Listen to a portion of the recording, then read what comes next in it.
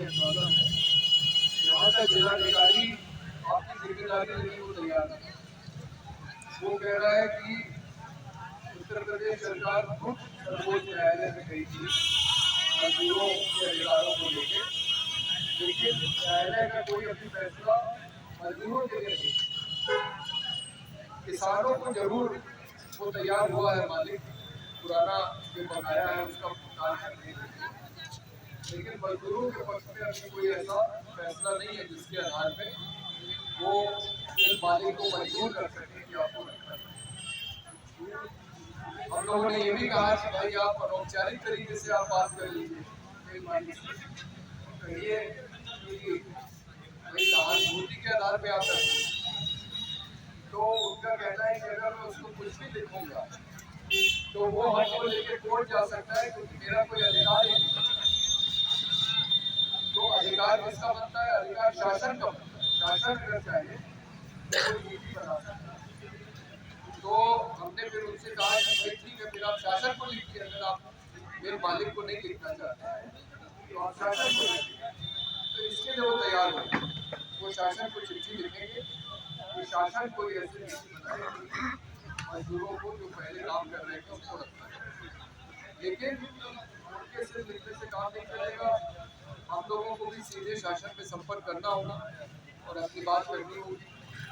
तो ये तय हुआ है कि श्रम आयोग जिसके अंतर्गत आपका मामला आता है उनसे हम लोग समय लेंगे और उनसे मिलने की कोशिश करेंगे ताकि आपकी बात वहाँ पे हो सके। ये बार बार ये भी कह रहे हैं कि आपको न्यायालय जाना चाहिए, तो न्यायालय जाना है कि नहीं वो फैसला आपका है। अगर आप लोग को ये अरुण को बहुत पक्ष में नहीं है न्यायालय जाने के, क्योंकि न्यायालय जाने का मतलब कि फिर जब फैसला आएगा तब तक आपको इंतजार करना पड़ेगा। तो अभी 17 साल वैसे निकल गया, फिर और कितना साल, लेकिन न्यायालय से फैसला आपके पक्ष में आ गया तो आपका अधिकार हो जाएगा। तो ये आप लोग तय करिए कि न्यायालय जाना है। हम लोग एक बार शासन से बात करेंगे, तब तक के लिए हम लोग अपनी कार्रवाई को स्थगित करते हैं धन्यवाद। और मुझे अब लग रहा है कि अगर ये सीतापुर जिला प्रशासन कुछ नहीं करेगा और उत्तर प्रदेश शासन भी कुछ नहीं करेगा तो फिर पिछली बार की तरह फिर बिल के सामने ही मालिक के खिलाफ धरना शुरू करेंगे अगर कुछ नहीं होता है। इसके सिवाय मुझे और कोई अभी रास्ता नजर नहीं। अगर शासन कुछ कर दे न्यायालय का वही न्यायालय को मैंने इसे न्यायालय में दिक्कत बस ये है कि समय कितना लेगा ये मालूम। मान लीजिए कि वो उसने मामला 30 दिया तो ये लोग कब तक बैठे या तो पहले कुछ हमें लगता है कि मजदूर संगठनों से बात कर लिया जाए उसके बाद वही करेंगे। तो अरुण भाई आप बातचीत हुई है मंत्री भाई की सानिध्य में, भरोसा है कि आप ये कह रहे हैं कि मेरे पास इतना पावर नहीं जबरदस्ती रखवा दो आप लोग, क्योंकि जब पहले भी हम लोग स्थायी हुए थे धरना दिए थे तो आमोद की जब से वो कहे थे कि हम दबाव या व्यवहार या के तो से कुछ कर सकता हूँ लेकिन जबरदस्ती नहीं रखवा सकता। वही बात नहीं कर रहे, सही बात है। आपको कागज और लेकर मिलेगा निकाली क्या प्रबंध, तो भैया बोल रहे हैं कि ये शासन में यहाँ से रिक्वेस्ट करके भेजेंगे, हम लोग जाएंगे शासन से बात करेंगे और पर्याप्त समय है शासन में बात करके देख लिया जा रहा है। ये बता रहे हैं कि सुप्रीम कोर्ट ने कोई आर्डर किया था किसानों पर सरकार नियमों के लिए गई कुछ नहीं कहा है, तो मना भी तो नहीं किया है। मना कर दिया तो बिल्कुल लग जाते और पूरे देश और प्रदेश में हर चीजें मिलकर पुराने लोग रखे जाते हैं और शुरू में कोई बीमारी रखना नहीं चाहता जो बहुत अच्छा और प्रयास रख लेता बिना हवा गंगा और बवाल किए लोग रखते नहीं, तो बिना से काम कराना 45 क्यों देंगे। और उसके बाद फिर सोचते हैं कि तो रिपोर्ट में कर्मचारी है तो दादागिरी करेंगे, काम नहीं करेंगे, तमाम समस्याएं होती है प्रोफेसर के साथ। लेकिन हम जानते हैं कि हमको काम करना है, काम करेंगे तो फैक्ट्री चलेगी। तो दो चार दिन तो हम लोग शासन में काम करते हैं, मिलते हैं, वहाँ से आश्वासन मिलता है, नहीं तो ये समझ लीजिए 100 लोग कसम खा के जाएंगे कि हम लोग आज 2 महीना बाद, 1 महीना बाद, 4 महीना बाद नील की स्थिति को देख के कौन है कौन नहीं है, हम बैठेंगे, हमको सफलता मिल जाए। जब हम एक बार बैठे तो फिर उठेंगे नहीं जैसे पहले बैठे थे, या तो हम सब लेके उठेंगे या नहीं तो साफ छोड़ी इस लड़ाई को। तो लग रहा है कि एकदम हर स्तर से बार बार हमें भी किसी को परेशान करने का विचार नहीं है। तो हम खुद बहुत व्यस्त हैं, लेकिन अब हम लोग आगे हैं। बात पिछली बार बिगड़ के लिया गया था, तो इस बार भी अगर आप लोग तैयार रहिए कि हमको हटना नहीं है, 1 दिन बैठे चाहे 15 दिन बैठे, तब हम आगे हम लड़ाई लड़े, नहीं तो नमस्कार करके अभी जाएंगे। क्यों भैया? नहीं ऐसा तो हम नहीं है, हम नहीं है। कहने का मतलब तो जबरदस्त ये कि 1 दिन हो या 10 दिन हो चाहे 15 दिन हो, हम आर पार की लड़ाई लड़ के ही हटे। हम हमको तो पहले में चुनेंगे, एक हम ही कर्मचारी है जो मालिक का कर्मचारी नहीं है। एसडीएम साहब के सामने, सीओ साहब के सामने हुआ। देखिए, पूंजीवादी और सामंतवादी व्यवस्था के अंतर्गत ये प्रयास ही होता है कि आप हिम्मत हार जाए। होता क्या है कि आदमी लड़ते लड़ते लड़ते लड़ते एक टाइम ऐसा आता है कि निराश हो जाता है कि यार अब नहीं हो पाएगा, नहीं हो पाएगा। हो सकता है कि अगला कदम लड़ने का प्रयास में सफलता मिल जाए।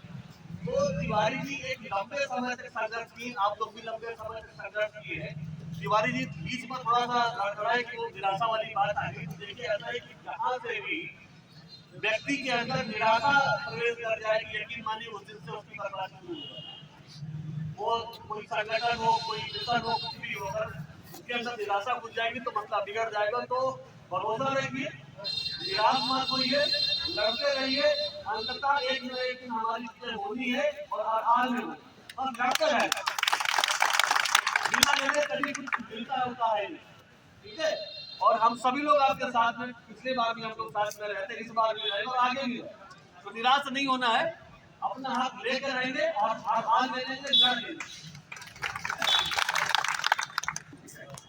हम अपना अधिकार मांगते नहीं किसी से भीख मांगते, हम अपना अधिकार मांगते नहीं किसी से भीख मांगते, जो हमसे टकराएगा चूर चूर हो जाएगा। एक बिल तो आपको बंद कराई थी। नहीं, बिल बंद कराने की कोई प्रावधान नहीं है। कराने की बात नहीं कर रहा। अगर नहीं मानेगा तो इसको चला जाएंगे। नहीं मानेगा तो जाने नहीं देंगे। और इतने देर में आप एक काम कीजिए, आप एक मजदूरों का सहकारी समिति बनाइए, ठीक है, उसको पंजीकृत करेंगे। ये काम मेरा पार्टनर ने वहाँ पे किया था मध्य प्रदेश में। वो केरला का एक केस था, पता नहीं किस चीज का, वो में बंद हो गया। तो मजदूरों ने अपना समिति बना के कहा कि अगर ये मालिक बंद कर रहा है तो इसको हम चलेंगे, हमको ठीक है। तो एक समिति बनाएंगे और कहिए कि ये अगर मालिक हमको नहीं रखेगा तो हम भी दावा करते हैं बिल चलाने के लिए, आप हमको बिल दीजिए, हम बिल चलाएंगे। तो ये लड़ाई हम लोग लड़ेंगे और मजबूती से लड़ेंगे। तो नारा दीजिए, जो हमसे टकराएगा चूर चूर हो जाएगा, जो हमसे टकराएगा चूर चूर हो जाएगा। हम अपना अधिकार मांगते, नहीं किसी से भीख मांगते, कमलापुर चीनी मिल के मजदूरों के साथ न्याय करो, न्याय करो, न्याय करो, कमलापुर चीनी मिल के मजदूरों के साथ न्याय करो, न्याय करो, न्याय करो। नहीं तो वो अपना न्याय खुद करें। तो आप लोग एकदम श्रद्धा बनाए रखिए। स्थिति बहुत गंभीर है। वैसे भी देश में जो है स्थिति बेरोजगारी को लेकर काफी मतलब हमारा प्रधानमंत्री ऐसा है जो बोलता है कि पकौड़ा बेचना भी रोजगार है, से गैस निकालने का भी हुनर है। तो ये सब माहौल में आपको अपनी लड़ाई लड़नी पड़ रही है। पहले से परिस्थिति और कठिन हुई है, लेकिन हम लोग इस लड़ाई को लड़ेंगे। और जैसा अरुण ने कहा कि समय तय करके एक बार शासन से मिल के, और अगर बात वहाँ नहीं बनी तो हम लोग मिल के सामने ही धरने पे बैठेंगे, और फिर तब तक बैठेंगे जब तक कोई निर्णय हम लोग के पक्ष में ना हो।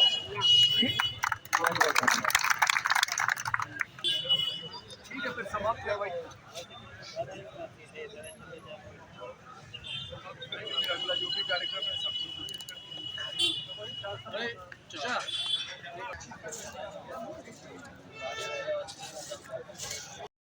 काम करने को तैयार है, तो पहले उनको प्राथमिकता दें, ये उसके लिखा है साफ साफ। लेकिन अब दिक्कत ये है कि मोदी सरकार ने कोरोना के समय में 30-40 मजदूरों के जो कानून थे वो खत्म कर दिए, और उसके बदले में 4 मजदूर संहिताएं लेके आए। तो अब हम लोग को देखना है कि ये नया जो कानून है मजदूरों का, उसमें वो वाली बात है कि नहीं जो 1947 के कानून है। लेकिन 47 का कानून तो ये साफ साफ कह रहा है कि जो निकाले गए मजदूर हैं उन्हीं को प्राथमिकता दें। तो अगर जरूरी होगा तो हम लोग इसका भी इस्तेमाल करेंगे न्यायालय जाने के लिए, या जहाँ भी जब अधिकारियों के साथ बातचीत हो ये बात की जाएगी।